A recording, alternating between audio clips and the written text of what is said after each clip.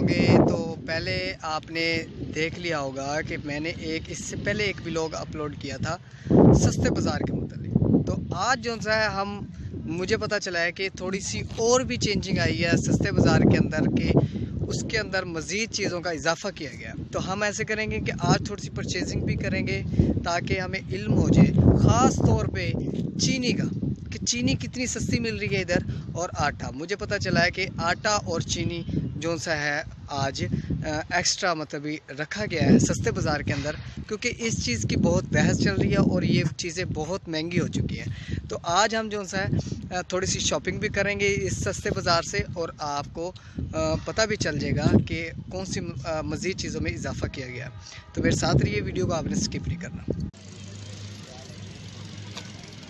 ये है जी रेट हमारे आटे का जो कि सस्ते बाज़ार में हमें मिल रहा है इस टाइम, और कुछ हम इधर से बात करते हैं। अस्सलाम वालेकुम, क्या हाल है जी, ठीक हो? अच्छा, तो ये दर्जन का रेट है जी 160 रुपये दर्जन मिल रही है यहाँ से। ये है जी चिकन का रेट 256, और जो हमें बड़ा गोश्त मिलेगा वो है जी 375 रुपये, 375 रुपये किलो। ना सिर्फ किलो। अस्सलाम वालेकुम, क्या हाल है, ठीक हो?